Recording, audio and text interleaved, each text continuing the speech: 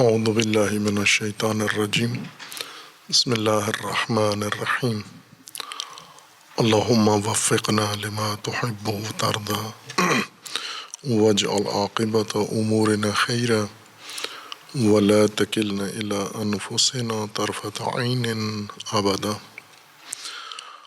رب ادخلنی مدخل صدق واخرجنی مخرج صدق واجعل لی من لدنک سلطانا نصیرا۔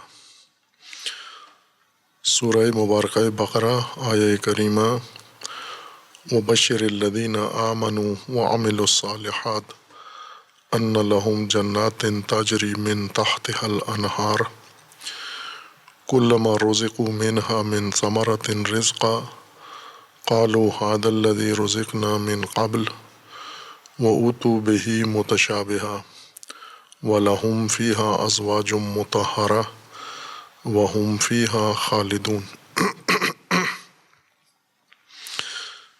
حکم عبودیت کے بعد قرآن کریم نے دو رویے انسانوں کے ذکر فرمائے ہیں۔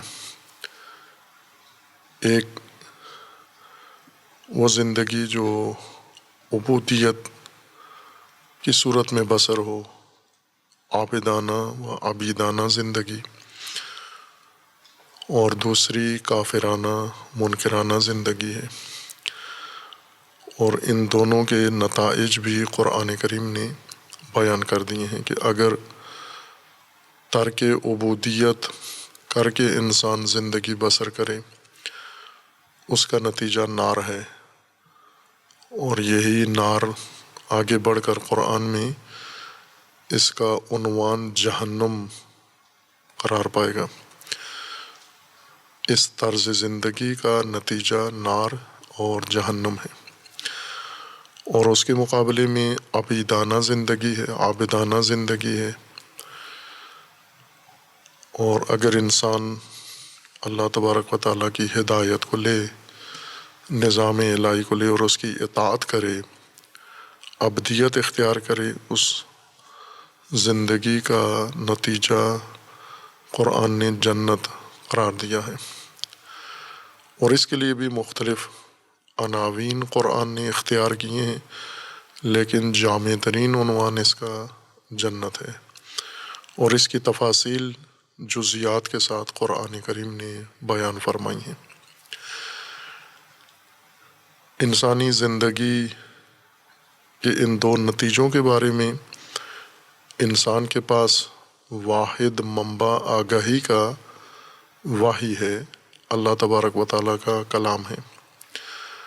اس کے علاوہ دیگر جو اللہ تبارک و تعالیٰ نے انسان کو واسطے اور وسیلے عطا فرمائے ہیں آگاہی کے لیے، آخرت یا مرحلہ آخرہ کے علاوہ مرحلہ اولا کے حقائق کی آگاہی کے لیے، وہ وحی کے علاوہ بھی ہیں، اور ان میں اہم ترین وسیلہ آگاہی کا عقل ہے، اور 7 حواس ہیں انسان کے، حواس پنجگانہ، اور اسی طرح باطنی صلاحیتیں انسان کے اندر دیگر بھی ہیں ادراکی، جن کی مدد سے انسان اس نشأت اولا کے حقائق کو سمجھ سکتا ہے، اور صحیح بھی سمجھ سکتا ہے، خطا بھی کرتا ہے اس میں، لیکن صحیح معرفت کا راستہ بھی انسان کے لیے کھلا ہوا ہے۔ لیکن اخروی حقائق کے لیے عقل اور حواس، ان کے لیے وہ در بند ہے، ان کی رسائی وہاں تک نہیں ہے، چونکہ خود عقل اور حواس بھی نشأت اولا کے حقائق میں سے ہیں، اور نشأت اولا میں جو کچھ ہے وہ نشأت اولا میں ہی اس کی کارکردگی ہے اور اس کی کاربردگی ہے، وہاں سے آگے نشأت اولا کی رسائی نہیں ہے۔ لیکن یہی انسان نشأت اولا گزار کے جب نشأت آخرت میں جائے گا تو نشأت آخرت کو بھی درک کر لے گا اپنے ادراکات کے ذریعے، یعنی یہی قوہ ادراکیہ اس کے اندر موجود ہوں گی، اور اس وقت جو ہی دیکھے گا پہلے مرحلے میں ہی نشأت آخرت کے حقائق کو جانچ لے گا، سمجھ لے گا، لیکن اس پردے کے اندر نہیں کر سکتا، ناممکن ہے۔ فقط وحی وسیلہ ہے و سہارا ہے انسان کے لیے ان حقائق کو جاننے کا۔ اور یہ بھی بیان کیا ہے کہ حقائق قرآن کریم کے مبانی کے مطابق نشأت اخری و نشأت آخرہ اور نشأت اولی یا دنیا و آخرت، ان دونوں میں آپس میں مکمل طور پر علیحدگی ہے، بالکل دو مستقل نشأتیں و عالم ہیں۔ اور نشأت آخرت اسی صورت میں کھلے گا جب نشأت اولی ختم ہو جائے گا، اس کی جزیات و تفاصیل اور یہ مجموعہ دامن اس کا لپیٹ لیا جائے گا، پھر نشأت اخری شروع ہوتا ہے۔ اب یہ ایک الگ بات ہے کہ یہ جو عمل ہے جسے قیامت کہا گیا ہے، یا چونکہ نشأت اخری مرنے کے بعد ایک برزخ کی صورت میں گزرتا ہے، جو ایک درمیانی درجہ ہے نشأت اولی اور نشأت آخرہ کے درمیان کا مرحلہ برزخ کہلاتا ہے۔ لیکن اس کو اگر ہم ملحق کرنا چاہیں ان دو عوالم میں سے، دنیا و آخرت میں سے، تو وہ آخرت کا ہی حصہ شمار ہوتا ہے۔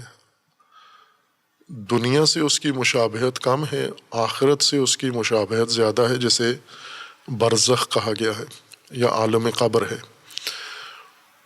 اس کے حقائق جاننے کے لیے بھی انسان کے پاس وحی کے علاوہ کوئی اور ذریعہ نہیں ہے، یعنی عقل کی مدد سے انسان حقائق برزخی کو نہیں سمجھ سکتا اور اخبار برزخ اس تک نہیں پہنچ سکتے۔ اور جب عقل کی رسائی نہیں ہے تو لامحالہ حواس بھی اس مرحلے تک رسائی نہیں رکھتے۔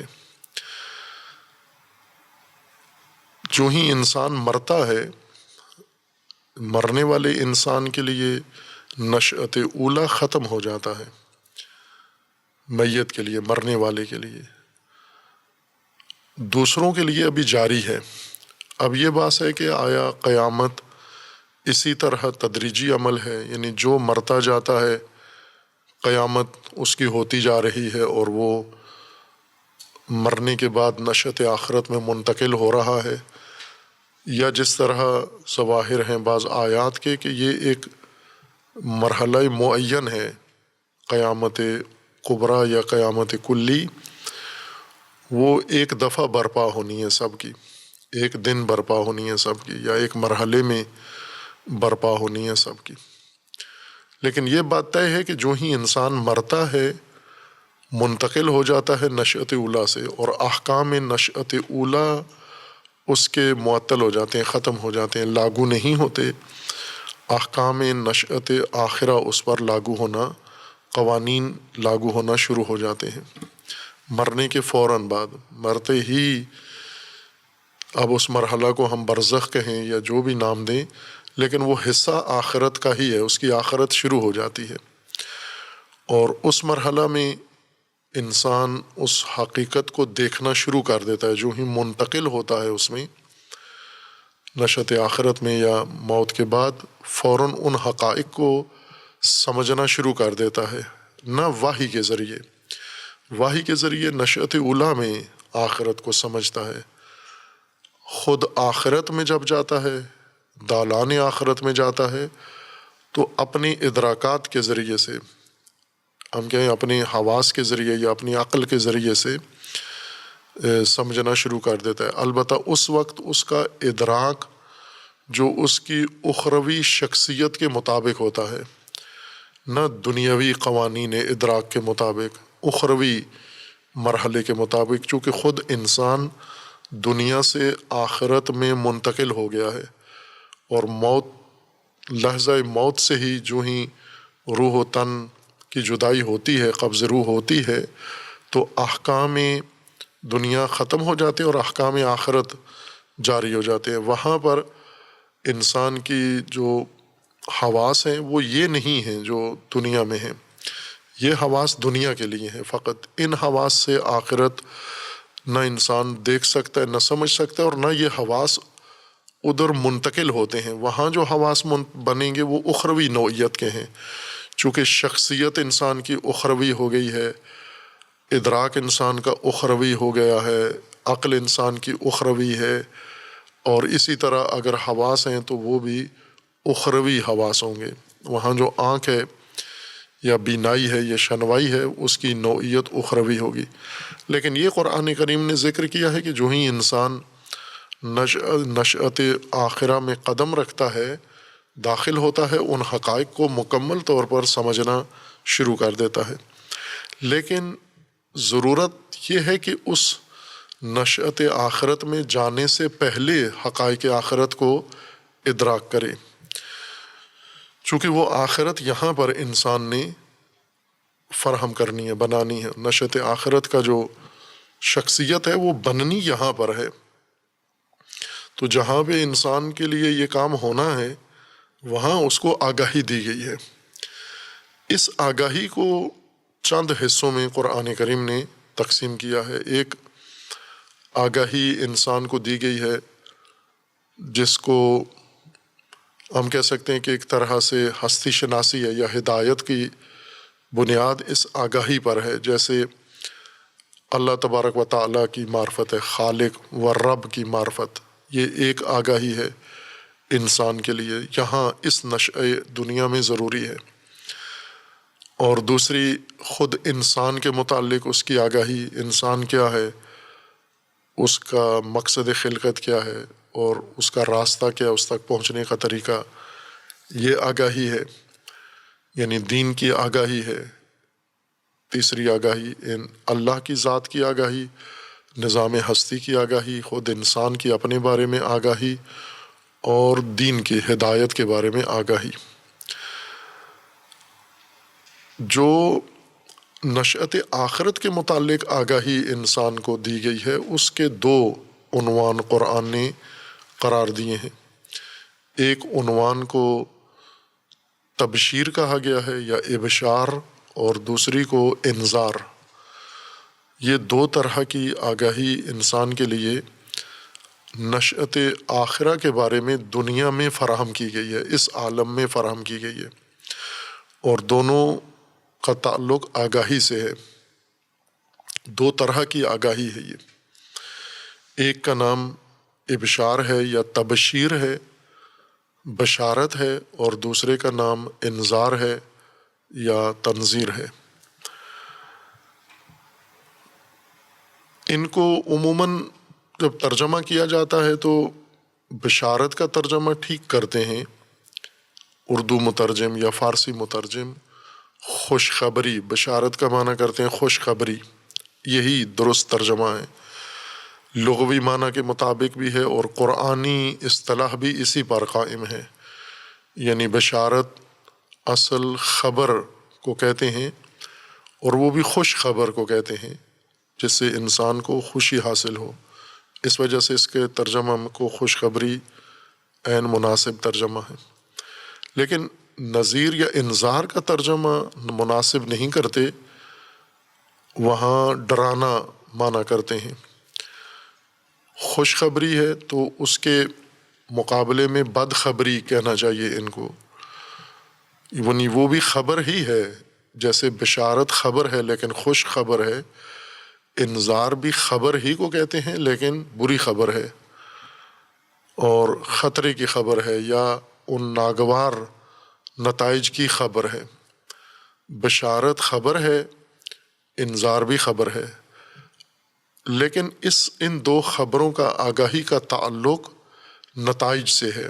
جیسے پہلی جو آگاہی تھی جس میں اللہ تبارک و تعالیٰ کی معرفت ہے، نظام ہستی کی معرفت ہے، زمین و آسمان ہیں اور ان کے اندر موجود نظام کی معرفت ہے، اسی طرح انسان کی اپنے بارے میں معرفت ہے، کتب آسمانی ہیں، دین کے متعلق انسان کی معرفت ہے۔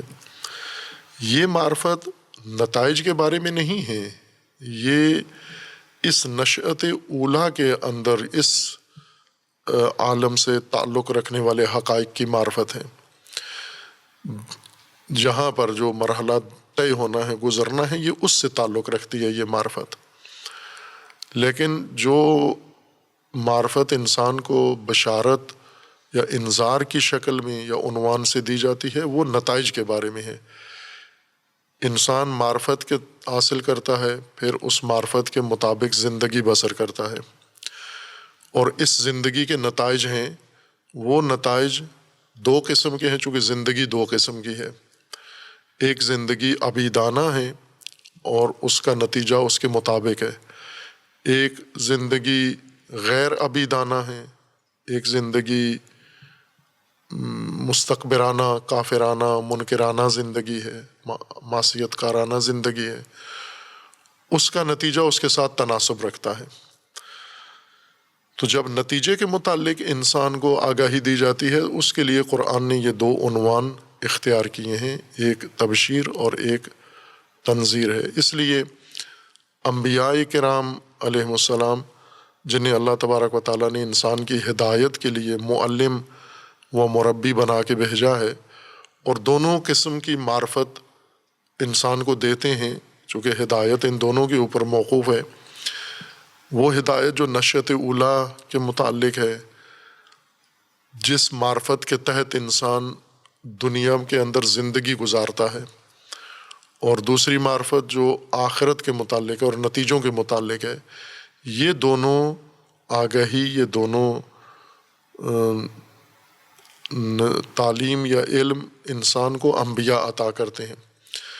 لہٰذا انبیاء کے 3 عنوان قرآن کریم نے ذکر کیے ہیں، یا ہم کہیں 4 عنوان قرآن کریم نے ذکر کیے، کہ ان 4 کو 2 میں ہم تقسیم کر سکتے ہیں یا 3 میں تقسیم کر سکتے ہیں۔ ایک یہ ہے کہ وہ معلم ہیں۔ معلم ان کی آگاہی دینے کا وہ عمل ہے جو نشأت اولیٰ کے اندر ہے، اس بارے میں ہے۔ جو کچھ انسان کو نشأت اولیٰ میں، یعنی دنیا میں جو کچھ انسان کو آگاہی چاہیے، وہ ساری آگاہی دینا تعلیم ہے، اور انبیاء اس کے معلم ہیں۔ اور ساتھ ہی انبیاء نے ایک اور آگاہی بھی انسان کو دینی ہے، اور وہ بھی ہدایت کا حصہ ہے، وہ نتائج کے بارے میں ہے۔ اور نتائج کے متعلق آگاہی کو 2 حصوں میں اس لیے تقسیم کیا ہے چونکہ زندگی 2 طرح کی انسان بسر کرتا ہے، ایک عبیدانہ زندگی بسر کرتا ہے، اور ایک کافرانہ یا عصیان کی زندگی بسر کرتا ہے۔ ایک اطاعت کی زندگی ہے، ایک عصیان کی زندگی ہے۔ تو اطاعت کا نتیجہ بتانا یہ بشارت کہلاتا ہے، یہ وہ خوشخبری ہے، اور معصیت کا نتیجہ بتانا یہ انذار کہلاتا ہے۔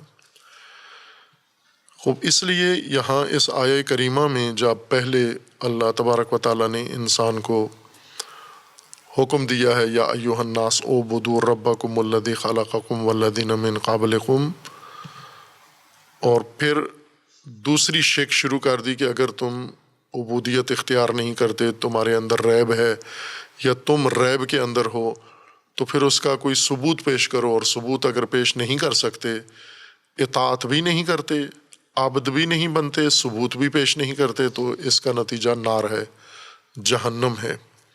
اور اس جہنم سے اپنے آپ کو بچانے اور محفوظ رکھنے کے لیے اہتمام کرو تم۔ اور پہلی شک باقی تھی کہ اگر جس طرح حکم دیا گیا ہے یا ایھا الناس اعبدوا ربکم، اور ناس نے، سب ناس نے یا ناس کے ایک گروہ نے، ایک دھڑے نے عبودیت اختیار کر لی، عبدیت اختیار کر لی، تو اس کے لیے حکم ہے وبشر الذین آمنوا وعملوا الصالحات، ان کے لیے بشارت ہے رسول اللہ صلی اللہ علیہ وآلہ وسلم کو، جو ہدایت کی آگاہی دینے والے بھی ہیں اور نتائج کے متعلق بھی آگاہی دینے والے ہیں۔ دونوں طرح کی آگاہی کا حکم رسول اللہ کو ہے کہ آپ یہ پہنچا دیں، یہ بتا دیں، یہ کہہ دیں۔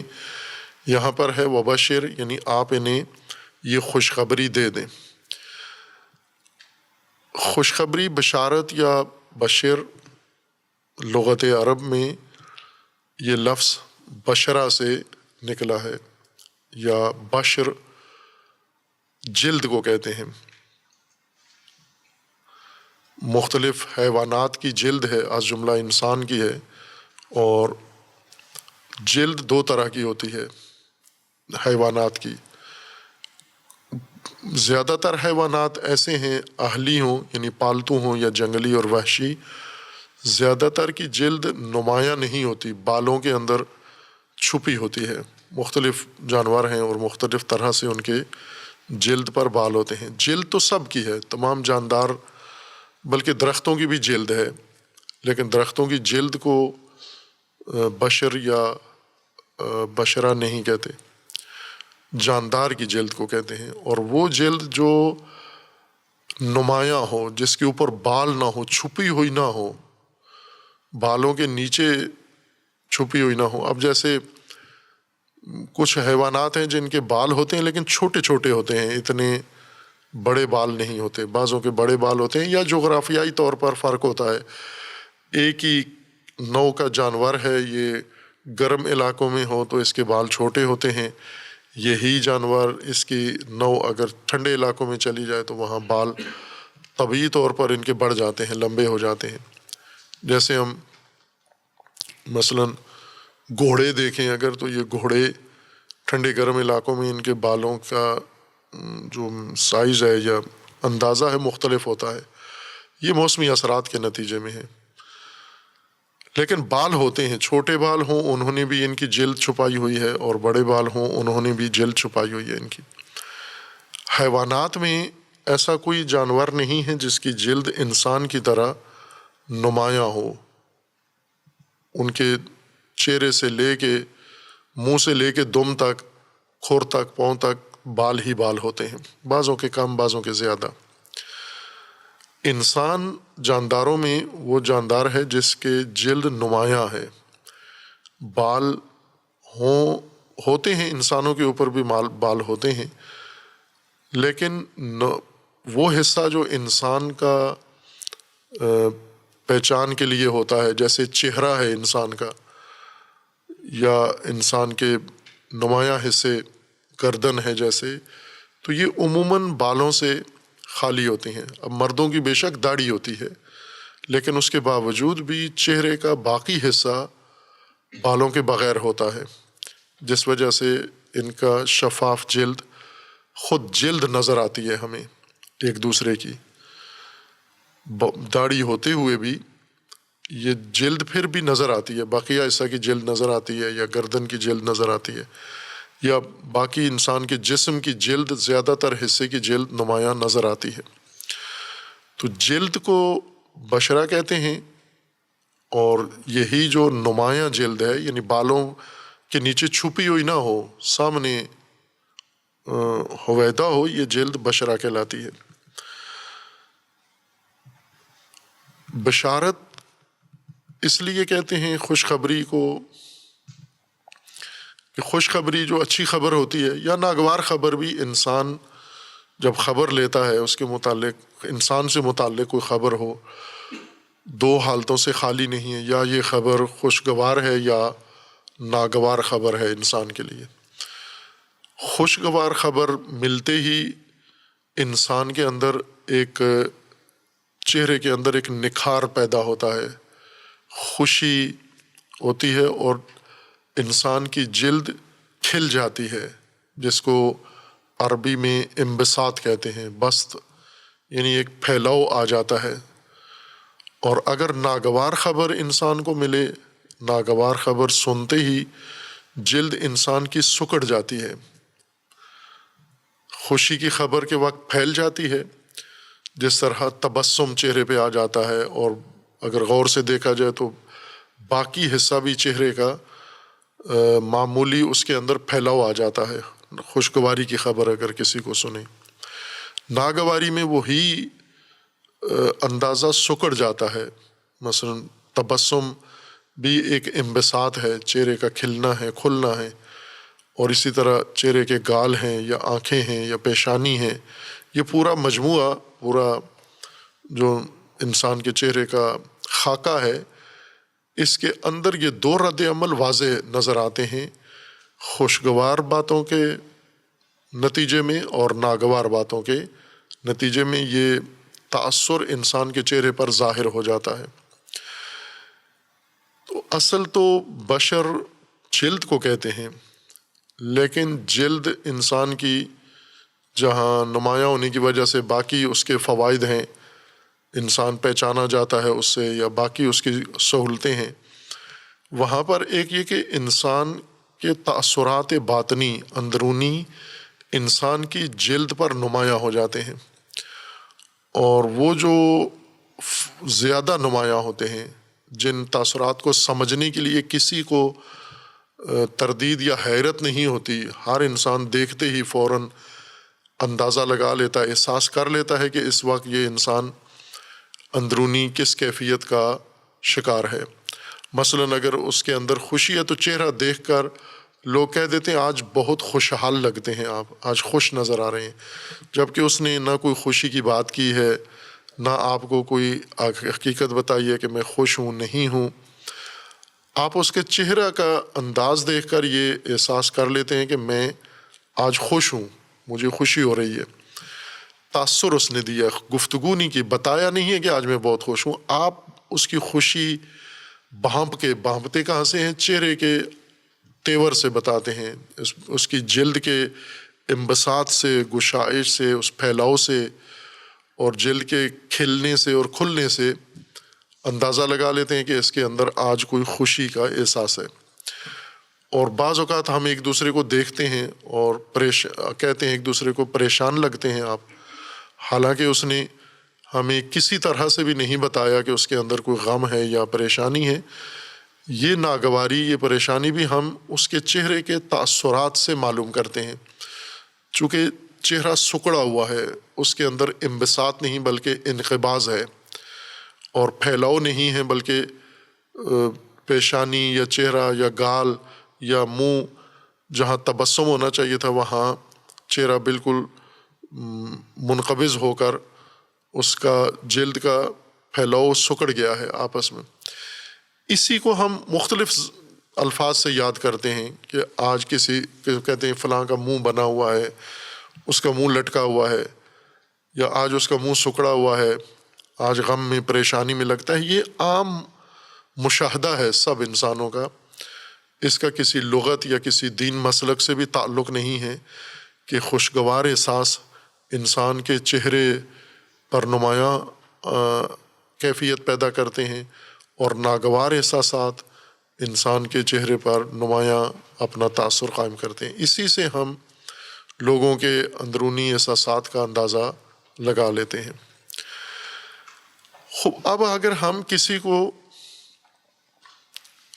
خوش کرنا چاہیں، ہم چاہتے ہیں یہ آدمی جو غمگین ہے، پریشان ہے، اس کا چہرہ مسکراتا ہوا چہرہ بنے، اور یہ کیفیت ناگواری والی اس سے دور ہو، تو ہم اسے عموماً کوئی ایسی خوشحال کنندہ بات اسے بتاتے ہیں اس کی شخصیت کے مطابق کہ اسے کون سی بات بتائی جائے جس سے یہ خوش ہو جائے۔ عموماً لوگ تفریح کے طور پر ایسے لطیفے سناتے ہیں یا مزاحیہ گفتگو کرتے ہیں جیسی اس انسان کو پسند ہوتی ہے، یا پھر اسے اسی کے بارے میں کوئی اچھی خبر دے دیتے ہیں تاکہ یہ تھوڑا سا اس کے دل سے احساس ناگواری کا ختم ہو اور چہرہ اس کا بحال ہو جائے، خوشی اور انبساط کی تصویر بن جائے۔ جو ہی یہ بات، اور اکثر اوقات کامیاب کوشش ہوتی ہے جب کسی پریشان حال آدمی کو خوشگوار بات بتائی جائے، آگاہی دی جائے، خبر دی جائے، تو اس کا چہرے کا فوراً احساس بدل جاتا ہے۔ اور اسی طرح ہم یہ کوشش کرتے ہیں کہ اگر کسی انسان کو اس کے عمل کے متعلق، جیسے جس انسان نے امتحان دیا ہوا ہے، یہ عام مبتلا بے مسئلہ ہے، جس انسان نے کہیں تقاضا کیا ہوا ہے کوئی کسی قسم کا، کسی نے ملازمت کے لیے درخواست دی ہوئی ہے اور پریشان ہے، اگر اسے بتا دیا جائے، یہ خبر دے دی جائے کہ آپ کو ملازمت مل گئی ہے، نوکری مل گئی ہے، تو پھر زبان سے تو جو کچھ کہتا ہے وہ سب سن لیتے ہیں، لیکن اس کا چہرہ، اس کی آنکھیں، اس کا وجہ بہت کچھ بتا دیتا ہے کہ اس خبر نے اس کے اندر ایک خوشگوار احساس ایجاد کیا ہے، وہ احساس منتقل ہوا ہے اس کی جلد میں، اس کے چہرے کے اوپر۔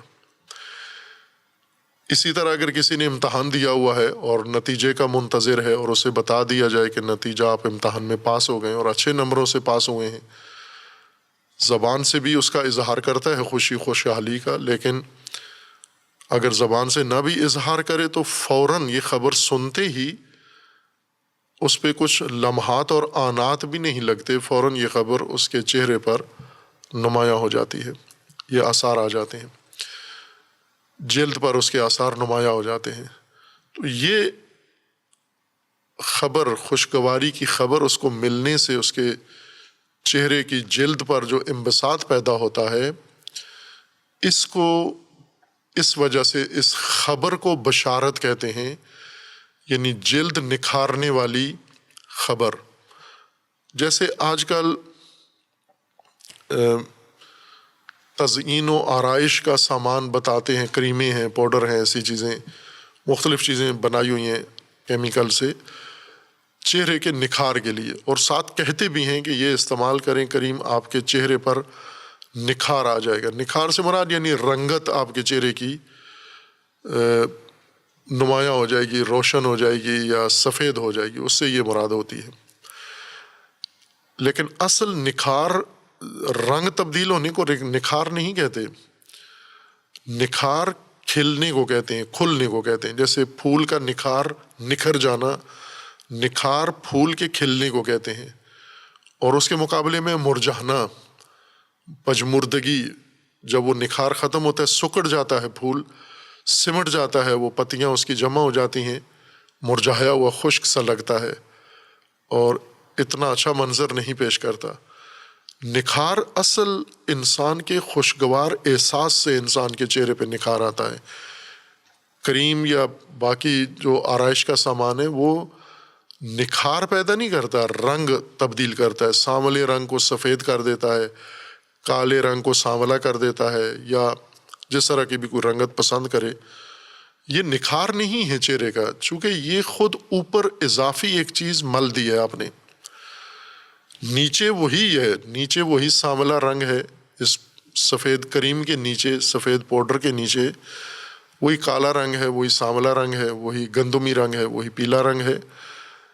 نکھار چہرے میں نہیں لائی ہے کریم، اس نے چہرے کے رنگت کو چھپا دیا ہے، اوپر آپ نے ایک تہ لگا دی ہے جس نے جلد کو چھپا دیا ہے، اصل میں چھپانے کو آپ نکھار کہہ رہے ہیں۔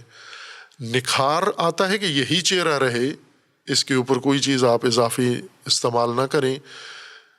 یہ عموماً ناگوار حالتوں میں رنگت بھی انسان کی تبدیل ہو جاتی ہے، مثلا جب ناگواری کی کیفیت میں انسان ہوتا ہے تو رنگ انسان کا مدھم ہو جاتا ہے اور پھیکا سا رنگ انسان کے چہرے کا بن جاتا ہے۔ جب خوشگوار خبر انسان کو ملتی ہے تو انسان کے چہرے کا رنگ بہت ہی نمایاں ہو کے روشن ہو جاتا ہے۔ بعض اہل لغت نے، جیسے علامہ راغب اصفہانی نے، اس کی وجہ بھی ساتھ لغت میں ہی لکھ دی ہے کہ اس کی وجہ یہ کہ خوشگوار خبریں جب انسان سنتا ہے تو دل کی دھڑکن تیز ہو جاتی ہے، خون کا جریان انسان کے وجود میں بہت تیزی سے شروع ہو جاتا ہے، اور خون معمول کی مقدار سے زیادہ اور جلدی انسان کے جسم کو پہنچنا شروع ہو جاتا ہے، اور از جملہ جو خون کی وافر مقدار جس حصے میں آتی ہے وہ چہرہ ہے، جو معمول کی مقدار سے زیادہ خون چہرے میں گردش کرتا ہوا آ جاتا ہے، جس سے رنگت چہرے کی ظاہری جلد کی رنگت میں بھی فرق آ جاتا ہے۔ خوب یہ ایک طبی، ایک علمی دلیل ہے اس کے لیے کہ اس طرح سے ہم چہرے کے نکھار کو ملاحظہ کر سکتے ہیں۔ آرائش میں نکھرتا نہیں ہے چہرہ، نکھرتا اس وقت ہے جب خوش خبر سنے، کوئی اچھی خبر سنتا ہے انسان تو جیسا ہے چہرہ ویسے ہی ہوتا ہے، لیکن اس کے انبساط سے انسان کو اس کے چہرے پر نمایاں نکھار نظر آتا ہے۔ اسی کو، اس خبر کو اس وجہ سے بشارت کہتے ہیں کہ بشرا کو، جلد کو یہ خبر متاثر کرتی ہے، اور جلد کی رنگت کو، جلد کے خد و خال کو، جلد کی اس کیفیت کو یہ خبر تبدیل کر دیتی ہے. یہ اس خبر کے نتیجے میں جلد میں یہ تبدیلی نمایاں نظر آتی ہے. تو جلد پر اثر انداز خبر ہونے کی وجہ سے خوش خبروں کو، اچھی خبروں کو، کامیابی کی خبروں کو بشارت کہا جاتا ہے، اچھے نتائج کی خبروں کو بشارت کہا جاتا ہے.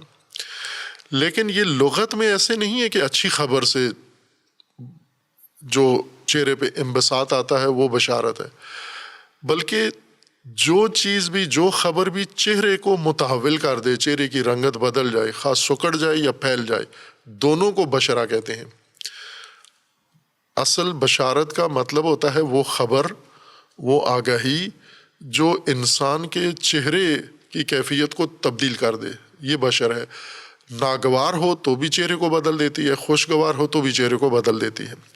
لہٰذا قرآن کریم نے دونوں جگہ بشارت کا لفظ استعمال کیا ہے. بشرہم بعذاب علیم، عذاب کی بشارت دو ان کو، چونکہ اس سے بھی ان کے چہرے پہ تبدیلی آ جاتی ہے، سکڑ جاتا ہے. اور بشرہم بالجنات، جنات کی وعد وعید سے بھی انسان کے چہرے پر یہ نکھار آ جاتا ہے. لہٰذا جو لوگ عبودیت اختیار کرتے ہیں، اطاعت کی زندگی اختیار کرتے ہیں، اللہ تبارک و تعالیٰ کی ہدایت کو مکمل بروئے کار لے آتے ہیں اپنی زندگی میں، اب اس زندگی کے نتیجے کی آگاہی کا بار ان سے تعلق ہے. پہلی آگاہی یہ کہ ان کو ہدایت کے بارے میں آگاہی دیں، عبودیت کے بارے میں آگاہی دیں، دستورات ان کو بتائیں، احکامات ان کو بتائیں، اور نظام الہی ان کو تفہیم کریں. یہ آگاہی پہلے دیں. یہ آگاہی جب ان کے اندر آئے گی اور آ جاتی ہے، اب انہیں نتیجے کی آگاہی دیں. اور نتیجے کی آگاہی سے ان کے چہروں کے اوپر وہ تاثر نمایاں ہوتا ہے. اس وجہ سے یہ نتیجے کی خبروں کو بشارت کہا گیا یا ابشار کہا گیا ہے. اور دوسری خبر جو نتیجے ہی کے متعلق ہے، وہ زندگی جو عبودیت میں نہیں گزری، اس کا بھی نتیجہ ہے. بے نتیجہ تو کوئی زندگی نہیں ہے. کوئی عمل، کوئی انداز زندگی کا بغیر نتیجے کے نہیں ہے، حتماً اس کا نتیجہ ہے. وہ نتیجہ انذار کہلاتا ہے. انذار خطرے سے آگاہ کرنے کو کہتے ہیں، ڈرانا نہیں ہے. ڈرانا، تخفیف، خوف. قرآن کے اندر یہ الفاظ استعمال ہوئے. خوف کے لیے قرآن نے خود خوف کا لفظ ہی استعمال کیا ہے. اور عرب بھی جہاں ڈرانے کا لفظ استعمال کرے تو اس کے لیے تخویف ہی استعمال کرتے ہیں، خوف دلانا. انذار نہیں کہتے ڈرانے کو، نہ لغت میں کہا جاتا ہے نہ قرآن میں ڈرانا. یہ ترجموں میں اس کا معنی ڈرانا کر دیا گیا ہے. اصل بشارت جیسے خوشخبری، انذار بدخبری. بدخبری یعنی برے نتائج کی خبر، خطرات کی خبر، مہلک امور کی خبر، ناگواریوں کی خبر، آگاہی. ایک آگاہی کا نام ہے انذار، اور وہ بھی نتائج کے بارے میں آگاہی جو انسان کو ان کے اعمال کے نتائج کے متعلق دی جاتی ہے. یہ کن کو دینی ہے یہ بشارت؟ رسول اللہ صلی اللہ علیہ وآلہ وسلم. چونکہ رسول اللہ آگاہی دے کر ہی ہدایت بھی کر رہے ہیں اور آگاہی دے کر انہیں اس کے نتائج سے بھی آگاہ کر رہے ہیں. تو ایک آگاہی رسول اللہ کو یہ تھی کہ آپ ان کو یہ سنائیں کہ اعبدو ایھا الناس اعبدوا ربکم. یہ ایک آگاہی ہے، یہ آپ ان کو بتائیں. اور دوسری آگاہی ہے کہ اگر یہ عبدیت آپ نے اختیار کر لی تو آپ انہیں بشارت دیں الذین آمنوا وعملوا الصالحات، وہ لوگ جنہوں نے جو ایمان لائے اور جنہوں نے عمل صالح کیا. یہ ابدیت کی تفسیر ہو رہی ہے، ابدیت کھل رہی ہے، یعنی طرز عبیدانہ زندگی کا اب آہستہ آہستہ اس کو کھولتے جا رہے ہیں. اس کی پہلی تفسیر میں ایمان و عمل صالح ہے، الذین آمنوا وعملوا الصالحات. اور یہ بہت اہم ہیں، یہ دو بنیادیں سمجھنا ہدایت کی کلید ہیں. یہ دونوں چیزیں، ایمان و عمل صالح. اور دونوں کے متعلق وہ وضاحت نہیں ہے، یعنی ہمارے اذہان میں وضاحت نہیں ہے. قرآن کریم نے تو بہت واضح دونوں کے لیے بغیر کسی اجمال ابہام کے ایسی تعبیروں سے ان دو حقیقتوں کو بیان کیا ہے جن میں وضاحت ہے، بیان ہے، روشن ہے، مبین ہے دونوں لفظ، ایمان بھی اور عمل صالح بھی۔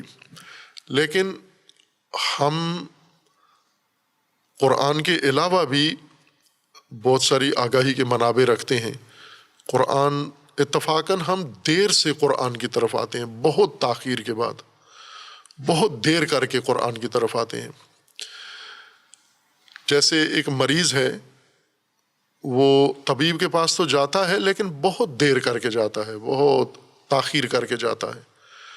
جو ہی بیماری اس کے اندر آتی ہے، اس کے ارد گرد والے وہ خود طبیب بن جاتے ہیں، پہلے خود اس کے ٹونے کرنا اس کے شروع کر دیتے ہیں، یا کوئی اور خرافاتی کام یا رسوماتی کام شروع کر دیتے ہیں۔ خود مریض بعض اوقات ہٹ دھرم ہوتا ہے، مغرور ہوتا ہے، پہلے مانتا ہی نہیں ہے کہ میں مریض ہوں، جب مان جائے تو ڈاکٹر کے پاس جانے کو اپنی توہین سمجھتا ہے کہ میں ایسا معمولی آدمی نہیں جو بیماریوں کے مقابلے میں فوراً گھبرا جائے، میں گھبرانے والا نہیں ہوں۔ ایک ضد میں آ جاتا ہے، نہیں کرتا۔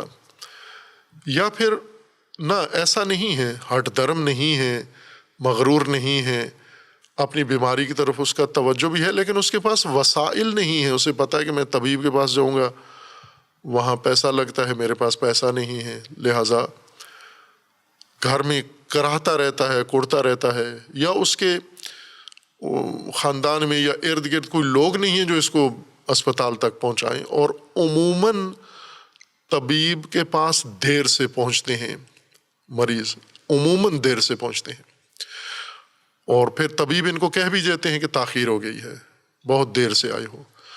وقت پر آ جاتے، مثلا اس وقت جو بیماریاں کثرت سے لوگوں کو لاحق ہیں، جیسے دل کی بیماریاں ہیں، دل کے دورے ہیں، یا انسان کے مغزی دورے ہیں، انسان کے دماغ پہ حملہ ہوتا ہے یا خون بند ہو جاتا ہے، اس طرح کے عارضے ناگہان انسان کی بنیادی حیاتی جو عوامل ہیں ان کے اوپر کوئی بیماری طاری ہو جاتی ہے، تو وہاں دیر سے پہنچتے ہیں، اور یہ دیر ہی ہلاکت کا سبب بنتی ہے۔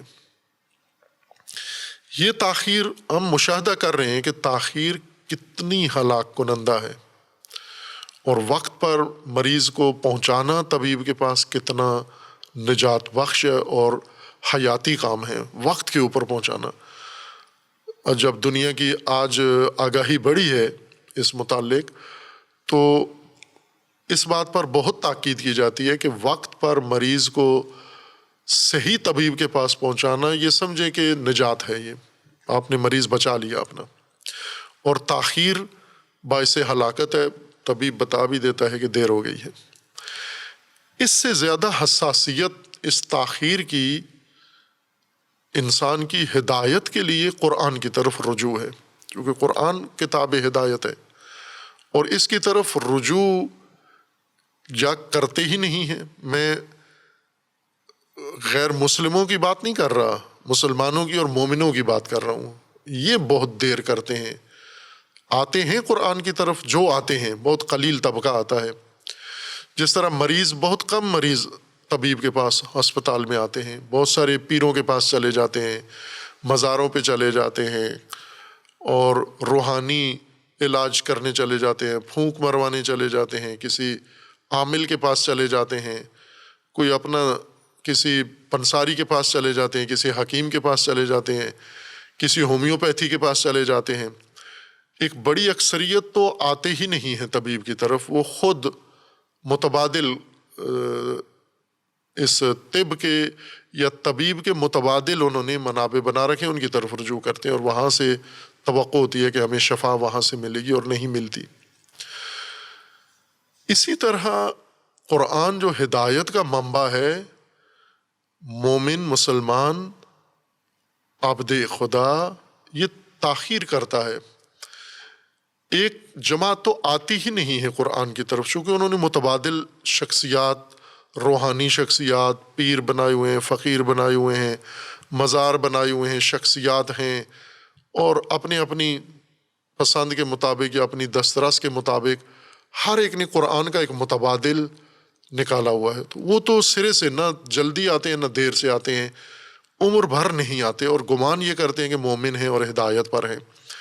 ایک دن قرآن کی طرف رجوع کیے بغیر، اور اس سے زیادہ افسوسناک بات تو وہ ہے جو علامہ طباطبائی رحمۃ اللہ علیہ نے تفسیر میں ذکر کی ہے، جو ہم نے ذکر بھی کیا، اس کو خطبات میں لوگوں کے سامنے بیان بھی کیا ہے. عبارت پڑھ کر متن کہ آج دین شناسی کا نصاب، یہ علامہ نے فرمایا کہ ہمارا نظام اجتہاد ایسا ہے، اس طرح سے یہ نصاب دین ہے کہ اگر ایک شخص پہلے دن سے جب طالب علم بنتا ہے اور آخری مرجع تقلید بننے تک ایک دن بھی قرآن نہ کھول کے دیکھے اور نہ پڑھے تو بھی وہ مجتہد عالم و اعظم بن جاتا ہے.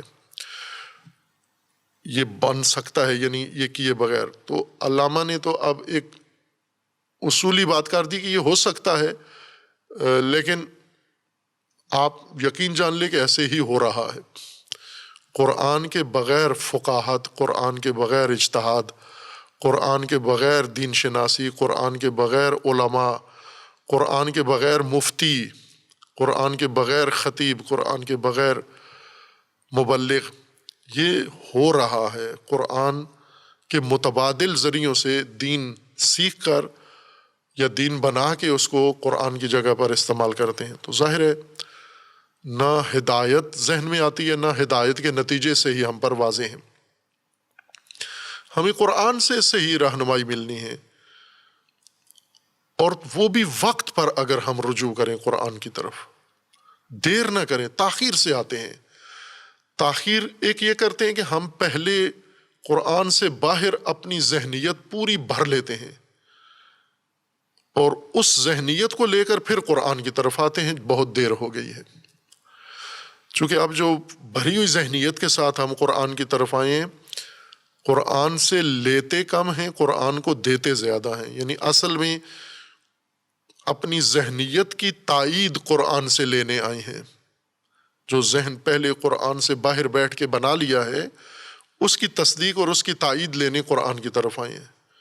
دیر سے آئے ہیں، یعنی ذہن بنا کے. دیری کا مطلب یہ ہے کہ پہلے قرآن سے باہر بیٹھ کر ہی ذہن بنا لیا ہے اور اب قرآن کی طرف رجوع کیا ہے.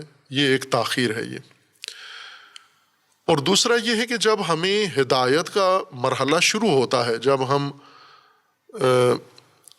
اپنی زندگی نشأت اولیٰ کے اندر بحیثیت معمار اپنی زندگی بنیاد بنانا شروع کرتے ہیں، اس وقت قرآن کی طرف نہیں آتے. مثلا قرآن کی طرف کب آتے ہیں؟ 60-70 سال آخر عمر میں. اکثر ہم شخصیات کو دیکھیں تو انہوں نے تمام باقی زندگی گزار کے آخری عمر میں قرآن کی طرف رجوع کیا اور آخری عمر قرآن پڑھنے میں گزار دیا. پہلی عمر ساری کسی اور مفید عمر، جوانی کی عمر، جب مستعد تھے، صحت مند تھے، سلامت تھے، اور حافظہ بھی تھا، عقل بھی تھی، ہوش بھی تھا، مطالعہ کر سکتے تھے، وہ سارا وقت کسی اور کو دیا. اب جب ریٹائرمنٹ کا زمانہ آیا تو قرآن کی طرف رجوع کیا، تو تاخیر کر دیا اپنے قرآن کی طرف آتے ہوئے. قرآن کریم نے بہت واضح کسی ابہام کے بغیر اپنے حقائق کو بیان کیا ہے،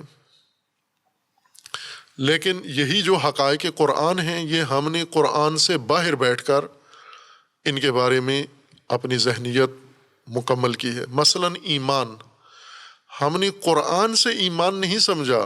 قرآن سے طرف آنے سے پہلے باہر بیٹھ کر ایمان کی درس پڑھے، ایمان کی تشریح علوم کے اندر حاصل کی، یا قرآنی اسناد کے علاوہ ہم نے ایمان کو دوسرے منابع سے سمجھا، یا علم کلام نے ہمیں ایمان سمجھایا، یا روایات نے ہمیں ایمان سمجھایا. اور علم کلام اور روایات سے ایمان سمجھ لینے کے بعد اب قرآن کی طرف آئے ہیں.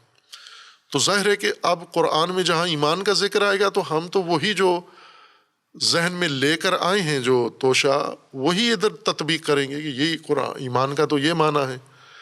اب قرآن جتنا بھی اصرار کرے کہ ایمان کس حقیقت کا نام ہے، ہمارے ذہن میں وہی بات جو بیٹھی ہوئی ہے پکی، وہ ہم کہیں گے نہیں، قرآن کی یہ مراد ہے جو ہمارے ذہن کے اندر مطلب پک گیا ہے، بیٹھ گیا ہے۔ ایمان کے بارے میں پہلے بات کی ہے، باز کر رہے ہیں ہم تفصیل کے ساتھ سورہ بقرہ کی پہلی آیات کے اندر ہی، الذین یؤمنون بالغیب، اسی کے اندر ایمان کی بقدر کافی وضاحت کی ہے، لیکن وہ ایک دفعہ کی وضاحت کافی نہیں ہے، اور وثوق سے آدمی کہہ سکتا ہے کہ اگر ابھی مثلا اس باس میں جو شامل تھے اگر انہیں پوچھا جائے وہ کیا ہے تو کسی کے ذہن میں بھی نہیں ہوگی کہ وہ ایمان کی حقیقت کیا تھی، لیکن جو کلامی حقیقت ایمان کی ہے اور جو روایی حقیقت ہے وہ سب کے ذہن میں بیٹھی ہوئی ہے، چونکہ وہ ہزاروں مرتبہ سنی ہے، دہرائی ہے، تکرار ہوئی ہے، ہمارے سامنے تکرار ہوئی ہے۔ قرآنی معنی اس کا ایک دفعہ بیان ہوا ہے، اور ایک دفعہ کی چیز اس پختہ چیز کی جگہ نہیں لے سکتی، اس لیے یہ بار بار دہرانے کا مضمون ہے۔ ہمیں جہاں جہاں قرآن میں یہ ذکر آتا جائے گا ہم کم از کم اس کو مختصر طور پر اس حقیقت ایمان کو تکرار کرتے جائیں، چونکہ بنیاد ہے، ہدایت کی بنیاد ایمان کے اوپر ہے اور اس کے بعد عمل صالح ہے۔ ایمان، چونکہ قرآن کریم نے اس حقیقت کو اسی لفظ کے ساتھ بیان کیا ہے، آمنو، ایمان کے ساتھ، اور یہ لفظ قرآن کا اپنا ایجاد کردہ نہیں ہے، یہ لغت عرب میں رائج لفظ تھا۔ عرب قرآن کے نزول سے پہلے لفظ ایمان اور اس کے دیگر مشتقات اور اس کے جو ترکیب دینے والے عناصر ہیں، یہ اعراب اپنی زبان میں پہلے سے استعمال کرتے تھے، اور قرآن نے انہی استعمالات کو مد نظر رکھ کر اپنی اصطلاح قائم کیا، اپنا معنی ایمان کا پیش کیا ہے۔ قرآن سے پہلے لوگ اس اصطلاح میں ایمان کو استعمال نہیں کرتے تھے جس میں قرآن نے استعمال کیا ہے، وہ اپنے لغت کے اعتبار سے یا اپنی تہذیب کے اعتبار سے اس لفظ کو استعمال کرتے تھے۔ خوب ہم پہلے یہ جان لیں کہ لفظ بنا کس مادہ سے ہے، اور یہ ضروری ہے، یہ فہم بعض کا یہ گمان ہے، خیال ہے، یعنی یہ وہی ذہنیت ہے جو قرآن سے باہر بیٹھ کر بنا لی گئی ہے، اور بہت ہی افسوسناک ذہنیتیں ہیں بنی ہوئی قرآن کے متعلق۔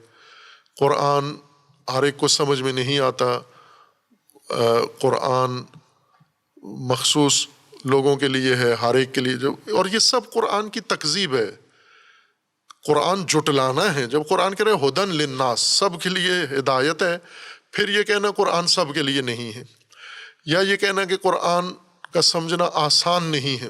قرآن کہتے ہیں کہ آسان ہے، قرآن تو بہت ہی آسان ہے، سب سے آسان چیز قرآن سمجھنا ہے، اور یہ مصر ہیں کہ قرآن سمجھنا آسان نہیں ہے۔ یہ وہ تلقینات ہیں جو ہمارے ذہن میں بیٹھی ہوئی ہیں، اور یہ کہنا کہ قرآن کریم نے لغت کے معانی کو نظر انداز کر کے اس لغت کو ان معانی سے ہٹا کر الگ معنی میں پیش کیا ہے، لہٰذا لغوی معنی کا قرآنی معنی سے کوئی تعلق نہیں ہے، یہ بھی تکذیب ہے قرآن کی۔ اس سے بھی اصل سرے سے باس سے معرفت ساری بے بنیاد ہو جاتی ہے، بنیاد ہی آپ نے ہلا دی اس کی، کہ جب قرآن جس لغت میں لفظ معنی کر رہا ہے یہ معنی مراد نہیں ہے، قرآن کا اور مراد ہے۔ خوب اور کا کیا منبع ہے؟ اب کہاں سے ہمیں سمجھ میں آئے کہ قرآن کیا معنی دیکھ رہا ہے؟ یہ لغت والا تو نہیں قرآن دے رہا، لغت سے ہٹ کر کون سا معنی ہے جو قرآن نے نیا خود بنایا ہے، تو وہ کہاں سے سمجھیں گے آپ؟ سرے سے جڑ ہی کاٹ دی آپ نے قرآن فہمی کی، اور یہی وہ تلقینات ہیں جو بلا دلیل باتیں ہیں جنہیں انسان سنتا ہے۔ عموماً یہ کیسے پختہ ہو جاتی ہیں کہ مثلا طالب علم سنتا ہے استاد کی زبان سے، اور طالب علم کا استاد پر پورا ایمان ہوتا ہے، جب استاد کہہ دے کہ قرآن کا لغت سے کوئی تعلق نہیں ہے تو شاگرد تو اس کو بالکل وحی سمجھتا ہے، کہ جب استاد نے کہہ دی ہے تو پھر شک کیا رہ گیا ہے پیچھے، کہ قرآن کا لغوی معنی سے کوئی تعلق نہیں ہے۔ نہ، قرآن جب نازل ہوا جن لوگوں کے اوپر تو وہ سمجھتے تھے، ان کو وہ معانی پتہ تھے، پہلے سے ان معانی سے آشنا تھے، صرف قرآن نے انہی معانی کے اپنے مصادیق بیان کیے، نئے مصادیق ان کو دیے، جن مصادیق سے وہ آشنا تھے وہ ان کے روزمرہ استعمال کے مصادیق تھے۔ معانی قرآن نے وہی رکھے، الفاظ بھی وہی چنے ہیں، مصادیق ان کے قرآن نے ان کو متعارف کروائے ہیں، اور وہ واضح ہیں، وہ قرآن کے اندر روشن ہیں وہ حقائق۔ ایمان امن سے آمنا، الف میم نون، یہ اس کا اصل مادہ ہے امن، اور تقریباً جس معنی میں اردو میں استعمال ہوتا ہے یہی اس کا اصل معنی ہے عربی لغت کے اندر۔ آج اردو میں ہم کہتے ہیں نا امن و امان، امن و سلامتی، امن، یہی قرآن کریم کے بھی مطابق یہی معنی بنتا ہے، یعنی اصل لغت بھی قرآن کی ایمان کی اسی بات پر قائم ہے۔ قرآن سے پہلے جب سے لغت عرب وجود میں آئی ہے یہ الفاظ رائج تھے، استعمال ہوتے تھے، اور انہیں تبادلہ کرتے تھے اور سمجھتے تھے ان کو استعمال کر کے، یا نہ کہ ایمان کا لفظ استعمال کر کے پھر چلے جاتے تھے کسی دوسرے ملک میں معنی سمجھنے کے لیے۔ ان دیہاتیوں کو، بدوؤں کو، ان پڑھ لوگوں کو معنی پتہ تھے کہ اس سے کیا مراد ہے۔ امن کہتے ہیں تحفظ کو، حفاظت کو۔ حفاظت یعنی بہت ساری چیزیں ہیں، امور ایسے ہیں جنہیں حفاظت کی ضرورت ہے، کچھ ایسی چیزیں ہیں جن کی حفاظت اگر ضرورت بھی ہے تو وہ انسان نے نہیں کرنی، انسان سے ان کی حفاظت مربوط نہیں ہے، جیسے صحرا ہے، پہاڑ ہیں، دریا ہیں، ان کی حفاظت انسان نے نہیں کرنی، ان کی حفاظت کا اللہ نے انتظام کیا ہوا ہے۔ لیکن بہت ساری چیزیں ایسی ہیں جن کی حفاظت انسان خود کرتا ہے، مثلاً یہ جو حیوانات پالتے تھے تو ان کی حفاظت کا بھی ان کو خیال ہوتا تھا، دھیان ہوتا تھا کہ انہیں ہم محفوظ رکھیں، ان کو خطرات سے، جنگلی جانوروں سے ان کو محفوظ رکھیں، چوری چکاری سے محفوظ رکھیں، ڈاکے ڈکیتی سے ان کو محفوظ رکھیں، اور جو آفات بلیات ہیں، بیماریاں ہیں ان جانوروں کو لگتی ہیں، ان سے ان کو ہم محفوظ رکھیں۔ اس حفاظت کے لیے یہ جو اہتمام کرتے تھے مختلف چیزوں کا، جن کے ذریعے سے تحفظ کو، حفاظت کو یقینی بناتے تھے، اور یقینی بنانے کے لیے جو وسیلہ اختیار کرتے تھے جس کے ذریعے سے یہ شے محفوظ ہو جانی ہے، اس وسیلے کے بعد یہ تحفظ کا اطمینان حاصل ہو جاتا تھا انہیں۔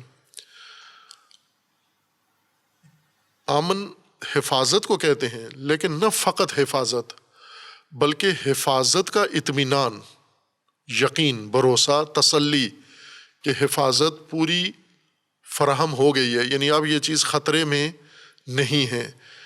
اطمینان حفاظت کا، اطمینان اس کی بقا کا، یا اطمینان اس کے خطرے سے محفوظ ہونے کا، یہ اطمینان اصل امن کہلاتا ہے۔ حفاظت کا اطمینان، وہ چیز جس کو حفاظت کی ضرورت ہے اور اس کی حفاظت کے لیے اہتمام کرتے تھے، اہتمام ایسا جس سے اطمینان قائم ہو جائے، بھروسہ ہو جائے، یقین ہو جائے کہ یہ چیز محفوظ ہو گئی ہے، اس کو کوئی خطرہ نہیں ہے، یا جس قسم کا خطرہ ہے اس طرح کا حفاظت کا اطمینان اس کے لیے فراہم کرتے ہیں، اس کو امن کہتے تھے۔ وہ اعتمان یعنی وہ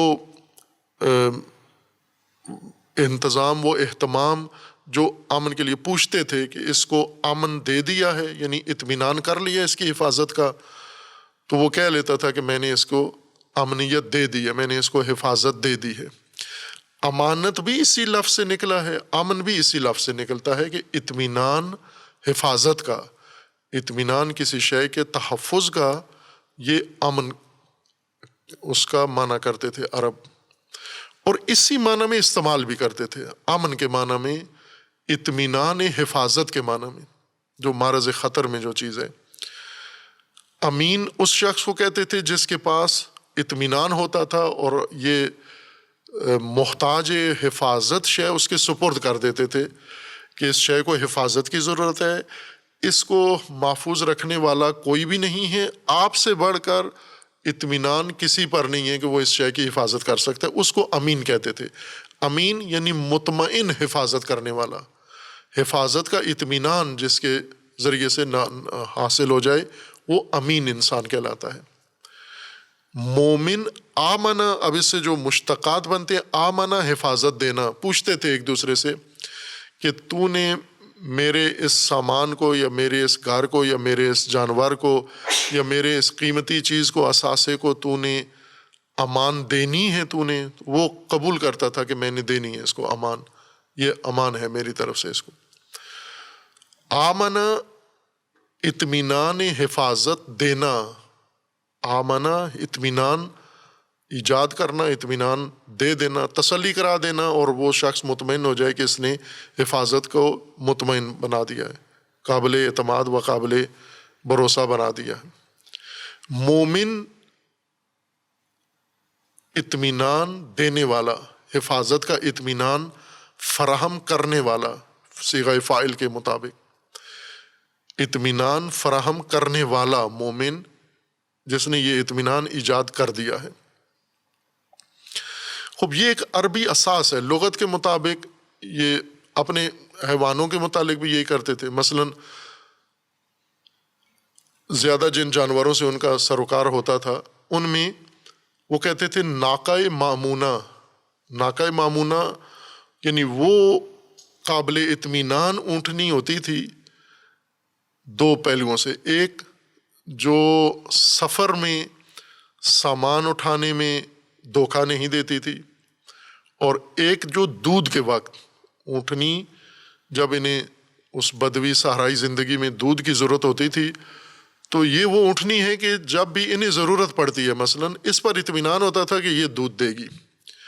کچھ اونٹنیاں ایسی تھیں جن پر اطمینان نہیں تھا، وہ ناقہ مامونہ نہیں تھی، یعنی اطمینان کے قابل نہیں تھی، قابل اطمینان اونٹنیاں نہیں تھیں یہ۔ ان کا وقت ہوتا، وقت معین پہ دودھ دیتی تھیں، کبھی دیتی کبھی نہیں دیتی، یا کوئی جتن چارہ جوئی کریں تو دیتی ورنہ نہیں دیتی۔ لیکن یہ وہ اونٹنی ہے جس کو ان کو اطمینان ہوتا تھا، یا وہ اونٹنی جو اس کو کھلا بھی چھوڑ دیں تو اس کو اطمینان ہوتا تھا کہیں جائے گی نہیں، بھاگے گی نہیں یہاں سے۔ اس کو ناقہ مامونہ کہتے تھے، یعنی قابل اطمینان، قابل اعتماد اونٹنی۔ مومن اعتماد، اطمینان فراہم کرنے والا انسان، اموال کو، اثاثہ جات کو، قیمتی امور کو یا محتاج تحفظ امور کو اطمینان بخش اور اعتماد کی حد تک تحفظ دینے والا شخص مومن کہلاتا ہے۔ یہ لغت میں ہے، ابھی قرآنی مومن نہیں، ہم نے اصطلاح نہیں بیان کی، عام روزمرہ زندگی میں۔ بس کچھ لوگ ہوتے ہیں لاپرواہ ہیں، قیمتی چیزیں ایسے چھوڑ دیتے ہیں، چوری ہو جاتی ہیں، جانور لائے، ان کا اطمینان حاصل نہیں کیا، تحفظ کا باڑا بند نہیں کیا، جانوروں کو اپنی جگہ پر نہیں، سست لوگ ہوتے ہیں یہ کام کرتے ہیں۔ یہ مؤمن یا مومن نہیں تھے، یعنی اطمینان تحفظ نہیں حاصل کرتے، لاپرواہی کرتے ہیں، اطمینان کو تحفظ کو اطمینان کی حد تک، اعتماد کی حد تک، یقین کی حد تک نہیں پہنچاتے، بلکہ سستی کی وجہ سے ایک خانہ پوری کی حد تک جانور کو باڑے کے قریب کر کے چھوڑ دیا، پھر اس کے بعد دروازہ بند نہیں کیا، یا اس جانور کو جیسے باندھنا تھا قلعے کے ساتھ، زمام کے ساتھ، اسے نہیں باندھا، کھلا چھوڑ دیا، جانور چوری ہو گیا یا بھاگ گیا۔ یہ شخص کون تھا؟ یہ غیر مومن شخص تھا، یعنی اطمینان کی حد تک تحفظ نہ دینے والا آدمی، یہ غیر مومن آدمی ہے۔ اگر کوئی کام کرتا بھی ہے تو اس کو اطمینان کے قابل نہیں ہے، یا اطمینان نہیں دیتا اس شخص کو، اعتماد کے قابل نہیں ہے یہ شخص۔ قرآن نے اسی معنی کو لیا، یہی جو رائج تھا لغت عرب میں، لیکن ہدایت کے متعلق نہیں، بلکہ اشیاء کے متعلق، جانوروں کے متعلق، اسباب کے متعلق، رسیوں کے متعلق، باقی اپنے جو ان کے مبتلا مسائل تھے ان کے متعلق امن و اطمینان میں وہ یہ لفظ استعمال کرتے تھے۔ قرآن نے اسے انسان کی ہدایت کے لیے چنا، اور یہی معنی محفوظ رکھا قرآن کریم نے۔ امن، ایمان سے مراد یعنی امن، امن سے مراد یعنی اطمینان، اعتماد، بھروسہ۔ کس چیز کا بھروسہ؟ مومن یا ایمان کس چیز کو کہتے ہیں؟ ایمان سے مراد ایک انسان کا اپنی ہدایت اور اپنی نجات کے متعلق یا اپنی زندگی کی حفاظت کے متعلق اطمینان آور یا اطمینان بخش اہتمام کرنا، وہ تمام وسائل، وہ تمام سہارے، وہ تمام واسطے، وہ تمام اسباب جو اس کی حفاظت کے لیے، اس کی ہدایت کے لیے، اس کی تکامل کے لیے، اس کی نجات کے لیے بنائے گئے ہیں، اللہ تبارک و تعالیٰ نے اس کو فراہم کیے ہیں، یہ ان سب کو بروئے کار لے آئے اور ان سب کے اوپر اعتماد کرے اور ان کے ذریعے سے اپنی زندگی اور اپنے سماج کی زندگی، اپنے اطراف کے ہر چیز کو جو اس کے زمرے میں آتی ہے، اس کے اختیار میں آتی ہے، اس کو امن دے، یہ اطمینان کی حد تک حفاظت فراہم کرے، اس کو اپنی زندگی کو، اپنے ساتھ ملحق اور منسلک امور کو، اور اپنے ماحول کو، اپنے محیط کو، اپنے ساتھ ہر چیز جو بھی اس سے تعلق رکھتی ہے، اس سب کو اطمینان کی حد تک، یقین کی حد تک، اعتماد کی صورت میں اس کو تحفظ فراہم کرے۔ یہ شخص، یہ عمل ایمان کہلاتا ہے، اطمینان آور تحفظ فراہم کرنا، اعتماد، یقینی اعتماد کے ساتھ اس کو تحفظ فراہم کرنا، یا اعتماد کے ساتھ اس کو تحفظ فراہم کرنا، یہ ایمان ہے۔ ہدایت کے باب میں اعراب لغت میں اپنی اشیاء اور اپنے روزمرہ امور میں یہ امنیت اور حفاظت اور اطمینان کرتے تھے۔ قرآن نے انسان کو زندگی کے اعلیٰ مرتبے کی طرف متوجہ کیا ہے کہ اب اونٹنیاں اگر آپ نے باڑے میں بند کر دیں، ان کو امن دے دیا، آپ نے اطمینان حاصل کر لیا کہ اونٹنیاں محفوظ ہیں، مرغیاں محفوظ ہیں، جیسے آج کے لوگ کرتے ہیں۔ آج کے لوگ مومن ہیں کہ ان کے زیورات محفوظ ہیں، ان کے موبائل محفوظ ہیں، گھر بنائے ہوئے ہیں، تالے لگائے ہوئے ہیں، یہ اطمینان انہوں نے حاصل کیا ہوا ہے، کیمرے لگائے ہوئے ہیں، اطمینان حاصل کیا ہوا ہے کہ ہمارے اختیار میں جتنے اموال ہیں، ہمارے جتنے اثاثے ہیں، یہ ہم نے اطمینان کی حد تک محفوظ بنا لیے ہیں۔ یہ وہی عرب بدو لوگ ہیں، چونکہ بدوؤں نے تحفظ اونٹنیوں کو دیا ہوا تھا، بکریوں کو دیا ہوا تھا، مرغیوں کو دیا ہوا تھا، گھوڑوں کو دیا ہوا تھا، اپنے اثاثہ جات کو تحفظ دیا ہوا تھا، باڑے اپنے محفوظ بنائے ہوئے تھے، لیکن اپنی حیات، اپنی ہدایت، اپنا رشد، اپنی نجات، اپنی آخرت، اس میں سے کوئی چیز محفوظ نہیں تھی، اس طرف ان کے دھیان ہی نہیں تھا۔ صرف وہ اشیاء کی حفاظت میں کمی نہیں چھوڑتے تھے۔ آج بھی ایسا ہی ہے کہ عملی طور پر ایمان، عملی اگر آپ دیکھیں لغوی ایمان، تو وہ لوگوں کو آپ دیکھیں گے گھروں کے اندر انہوں نے حفاظت کا کتنا اہتمام کیا ہوا ہے۔ مثلا اپنا موبائل کتنا بچا کے رکھتے ہیں، محفوظ، اطمینان حاصل کرتے ہیں کہ یہ چوری نہ ہو۔ اپنا جوتا کتنا محفوظ رکھتے ہیں، اطمینان حاصل کرتے ہیں جوتا ایسی جگہ رکھتے ہیں جہاں چوری نہ ہو۔ اپنی گاڑی کو محفوظ رکھنے کے لیے کہیں پارک کرتے ہیں، اس کو کتنا تحفظ دیتے ہیں کہ گاڑی ہماری چوری نہ ہو، موٹر سائیکل چوری نہ ہو، جانور ہمارے چوری نہ ہو۔ وہ جو بدو لغت کے مطابق امن کا اہتمام کرتے تھے، وہ امن آج تک ہو رہا ہے، بلکہ آج ان سے زیادہ امن انسان اپنے اموال اور اثاثہ جات کو دے رہا ہے۔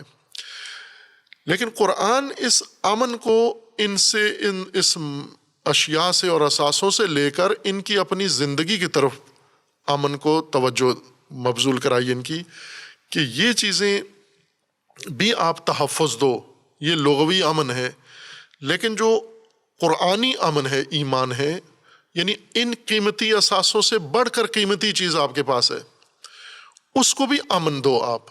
وہ امن آپ کا وجود ہے، آپ کی ذات ہے، آپ کی شخصیت ہے، آپ کی زندگی ہے، اور زندگی کے سارے مراحل ہیں، ان سارے مراحل کو بھی آپ نے محفوظ بنانا ہے، ضائع نہ ہو۔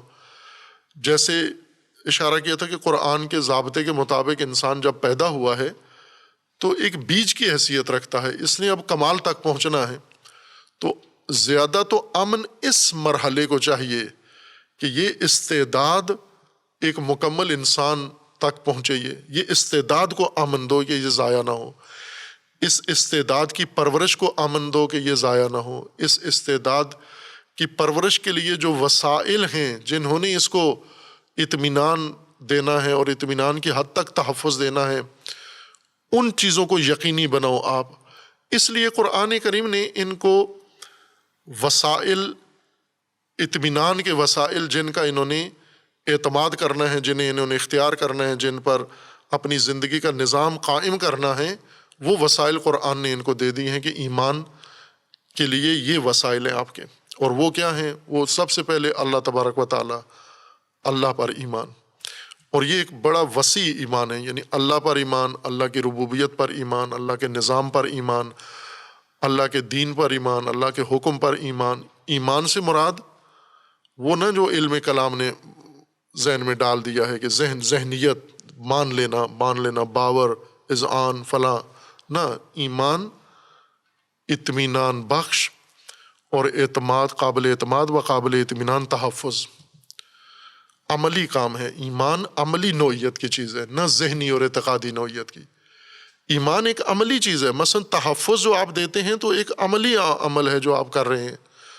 اللہ تبارک و تعالیٰ نے انسان کو ایمان کے جو موضوعات، متعلقات بتائے ہیں، اللہ کی ذات ہے، پھر اللہ تبارک و تعالیٰ کے بعد آسمانی کتابیں، ان پر ایمان ہے، یعنی ان کا آپ نے سہارا لینا ہے، ان پر اعتماد کرنا ہے، ان کو آپ نے اطمینان و اعتماد کر کے ان سے اپنے آپ کو محفوظ رکھنا ہے اور ان سے اپنی نجات کو یقینی بنانا ہے۔ آپ نے ملائکہ ہیں، نبیین ہیں، اور یہ قرآن نے جس طرح اس کی تفصیلات بتائی ہیں، یہ ایمان ہے۔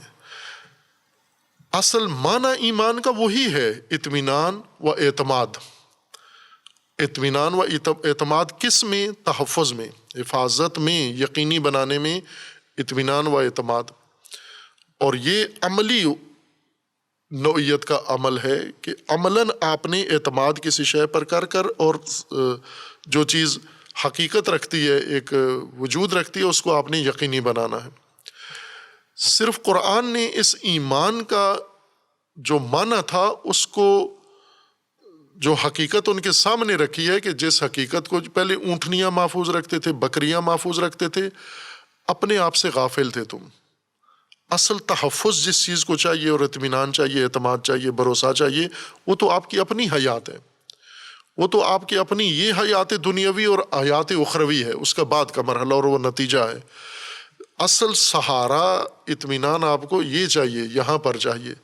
اس لیے قرآن کریم نے اطمینان کے لیے ان کو یہ موضوع دیا کہ آپ ان چیزوں کے اوپر اطمینان اپنا قائم کرو اور ان کو اپنی زندگی کا سہارا بناؤ۔ خوب عملاً کیا ہوا؟ ہم نے ابھی آج کی صورتحال مومنین کی کیا ہے کہ ایمان کا مطلب ذہنیت ہے کہ کسی بھی بات کے بارے میں ذہن کے، مثلاً امامت اللہ کا نظام ہے، حکم اللہ ہے، یہ ایمان ہے ہمارا امامت پر۔ لیکن اب زندگی جو گزارنی ہے آپ نے، اپنی سماجی سیاسی زندگی، یہ کس کے سہارے گزارنی ہے؟ امامت کے بغیر، طاغوت کے سہارے۔ لیکن ہیں ہم مومن، زندگی طاغوت کے اوپر بھروسہ کیا ہوا ہے، اعتماد طاغوت پہ کیا ہوا ہے، رجحان طاغوت کے اوپر ہے، انحصار طاغوت کے اوپر ہے، ذہن میں امام بٹھایا ہوا ہے، اور ہیں ہم مومن۔ یا اسی طرح اللہ ذہن میں اللہ ہے لیکن حقیقت میں رب کوئی اور بنایا ہوا ہے۔ اس کو ہم نے، یہ وہ غلطی ہے جو قرآن سے باہر بیٹھ کر ایمان کا معنی کیا ہے، اس ایمان نے یہ گنجائش نکال دی ہے کہ اللہ ذہن میں ہو اور اعتماد کسی پر بھی ہو، مومن رہتا ہے انسان، ایمان میں کوئی فرق نہیں پڑتا، ایمان پورا ہے۔ چونکہ اقرار باللسان بھی آپ نے کر لیا، اعتقاد بالجنان بھی آئے آپ کے پاس، بس آپ مومن ہیں پورے۔ لیکن وہ جو اصل روح ایمان ہے وہ تو موجود ہی نہیں ہے۔ یہ لوگ پہلے ایمان رکھتے تھے اللہ کے علاوہ آلہہ پر، مثلا بتوں پر، طواغیت پر، فرعون پر، اور اپنے سسٹم پر، قبائلیت پر، جاہلیت پر بھروسہ، زندگی کا بھروسہ سارا ان کے اوپر تھا۔ مثلا آج کی انسانی نسل اور وہ طبقہ جو مثلا یہاں پاکستان کہلاتا ہے، ان لوگوں کی عملی زندگی کا اطمینان، اعتماد کسی پر ہے، یہ جس کے اوپر اپنی زندگی کا نظام بنا کر اعتماد کر کے زندگی گزار رہے ہیں۔ جس پر اعتماد ہے وہ ایمان ہے، وہ عملی اعتماد ان کا ایمان ہے، نہ ذہنیت ان کی ایمان ہے کہ ذہن میں ان کے یہ حافظے میں یہ چیز بیٹھی ہوئی ہے، وہ ایمان نہیں ہے، وہ معلومات ہے ان کی، وہ انفارمیشن ہے ان کی۔ ایمان عملی اعتماد اور عملی اطمینان ہے کسی شے کے اوپر۔ جب مثلا آپ دیکھتے ہیں آپ کے سامنے سفر کرنا ہے، آپ نے گاڑی ہے آپ کے پاس، ٹرین ہے آپ کے پاس، جہاز ہے آپشن آپ کے پاس، اور پھر آپ کو کہتے ہیں ان تینوں میں سے کسی ایک کے ذریعے سفر کریں۔ انسان دیکھتا ہے گاڑی میں جاؤں گا ایکسیڈنٹ ہو جائے گا، فلائٹ میں جاؤں گا لیٹ ہو جائے گی، حادثہ ہو جائے گا، ٹرین سب سے محفوظ سفر ہے۔ تو آپ نے ٹرین کو سفر کے لیے اطمینان کا وسیلہ، اطمینان ٹرین پر کیا، تو یہ اسی کو ایمان کہتے ہیں۔ اصل ایمان یہی ہے کہ ایک چیز پر اطمینان کر کے، بھروسہ کر کے اس کو حفاظت کے لیے اختیار کر لینا، یہ ایمان ہے آپ کا۔ ذہن میں رکھنا تو ایمان نہیں ہے، ذہنیت کو کب ایمان میں لے آیا؟ جو قرآن کریم فرما رہا ہے کہ وَبَشِّرِ الَّذِينَ آمَنُوا وَعَمِلُوا الصَّالِحَاتِ۔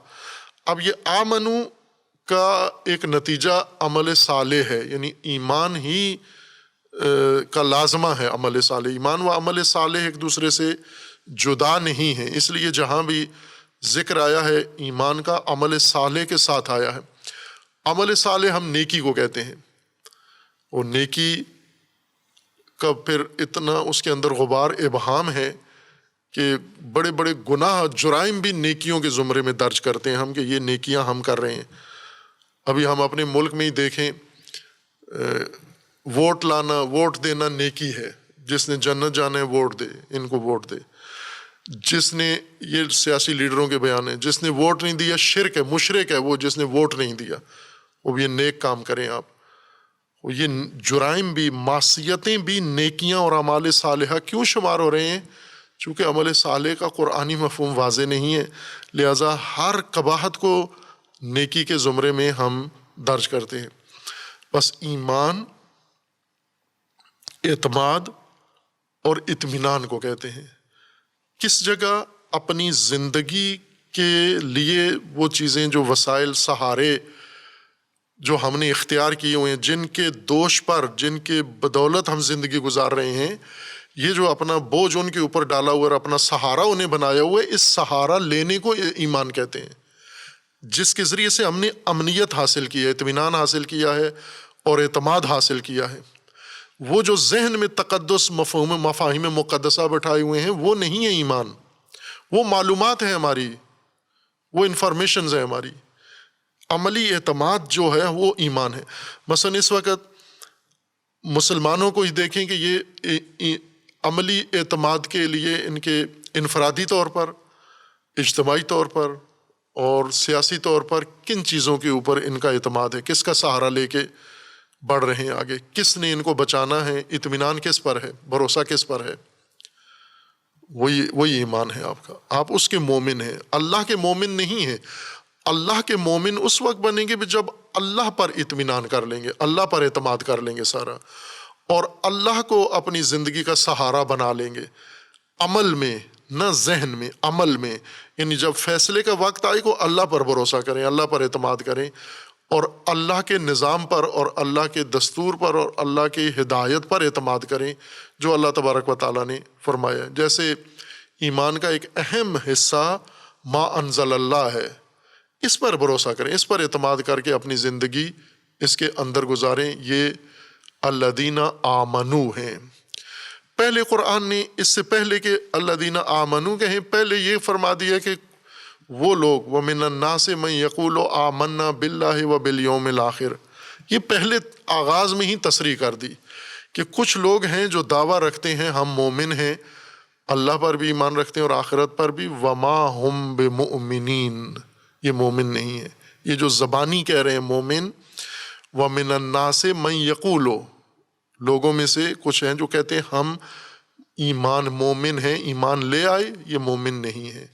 یخادعون اللہ والذین آمنوا، یہ دھوکہ باز ہیں۔ یہ خوب ان دھوکہ بازوں کو تو پہلے نکال دیا قرآن نے کہ وہ کہیں گے ہم مومن ہیں لیکن یہ مومن نہیں ہیں، یہ دھوکہ باز ہیں۔ کیوں کہ عملی زندگی میں ان کا کوئی اعتماد و اطمینان اللہ پر بھی نہیں ہے، آخرت پر بھی نہیں ہے، رسول پر بھی نہیں ہے، کتب آسمانی پر بھی نہیں ہے، یعنی جو جو چیزیں اللہ نے ان کو دی تھی ان میں سے کسی پر بھی اطمینان نہیں ہے۔ اطمینان تو ان کا دوسروں کے اوپر ہے، دھوکہ ہے۔ پس یہ دھوکہ ہے کہ انسان زبان سے کہے میں ایمان لایا ہوں، لیکن عملاً اطمینان کسی اور چیز پر، اعتماد کسی اور چیز پر ہو، اللہ کے علاوہ کسی پر اعتماد ہو، یہ عملاً کافر ہے، یہ منافق ہے، جس کو قرآن نے بعد میں نام دینا ہے کافر ہے یہ، باقی بعد میں۔ صلی اللہ علیہ وسلم۔